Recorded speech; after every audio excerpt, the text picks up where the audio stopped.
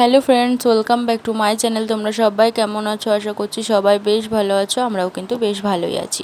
তো সবাইকে শুভ সকাল জানিয়ে আজকের ভিডিওটা শুরু করলাম। আর সেদিনকে আমি অনেকটাই সকাল সকাল উঠে রান্নাবান্নাটা আগে সেরে নিয়ে এখন স্নান করে ঘরে চলে এসেছি। এখন আমি পুজোর জোগাড় করব।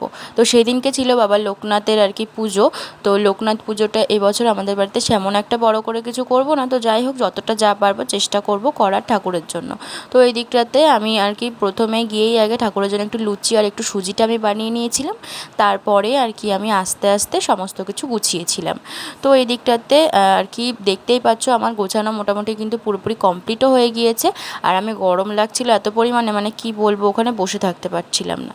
তো তারপরে এই দিকটাতে আমি তো বসেই ছিলাম। আর এই দিকটাতে দেখো ব্রাহ্মণও কিন্তু পুজো করতে চলে যেত। চলো তোমাদের সাথে একটু শেয়ার করি।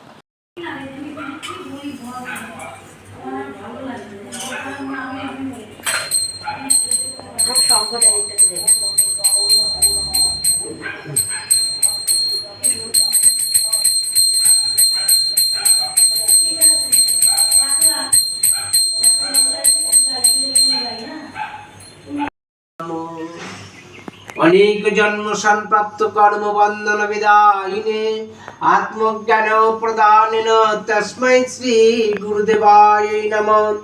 गुरु ब्रह्मा गुरु विष्णु गुरुदेव महेश्वर गुरुदेव परम ब्रह्म तस्मै श्री गुरुदेवाय नमः। ओम तस्मै श्री गुरुदेवाय नमः। একটা তাম্রপাত্র হবে একটা, আমি একটু স্নান করাবো। তো ওই দিকটাতে তোমরা তো দেখতেই পেলে যে মোটামুটি আমাদের পুজো কমপ্লিট হয়ে যাওয়ার পরে ব্রাহ্মণও চলে গিয়েছে, সাথে সবাইকে প্রসাদও দিয়ে দিয়েছি। আর তারপরে খাওয়া দাওয়ার পরে এখন দুপুর বাজে 3:30 থেকে 4:45 মতন। তো এখন একটু রেডি হয়ে নিয়েছি, যাব আমি আর শুভ এক জায়গায়। আমাদের একটা নিমন্ত্রণ আছে, যদিও আমরা সেদিনকে কিছু খাইনি, তার কারণ লোকনাথ পুজো ছিল, তার জন্য শুধুমাত্র আমরা গেছিলাম একটু দেখা করবার জন্য। আর নিয়েছিলাম একটুখানি ফুলের মালা আর মিষ্টি। তো এটা নিয়েই এখন যাব কিন্তু আমরা নিমন্ত্রণ বাড়িতে।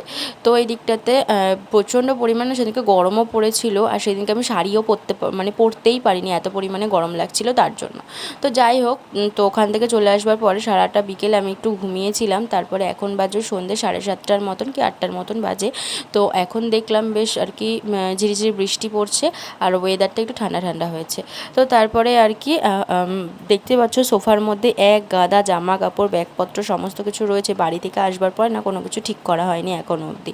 আবারও যেহেতু 1 সপ্তাহ পরেই আমরা যাব আমার বাপের বাড়িতে, যে তোমার দাদার বিয়ে আছে, তোমরা কম বেশি তো সবাই জানো।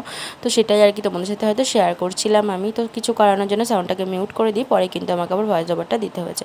তো এখন তোমাদের সাথে শেয়ার করবো যে আমাদের বাড়ি থেকে ষষ্ঠীতে কাকে কি দেওয়া হয়েছে। তো এই দিকটাতে এই ফার্স্টে যে গেঞ্জিটা দেখতে পারলে না, এই টি শার্টটা, এটা দিয়েছে আমার ছোট্টাম্মা শুভকে।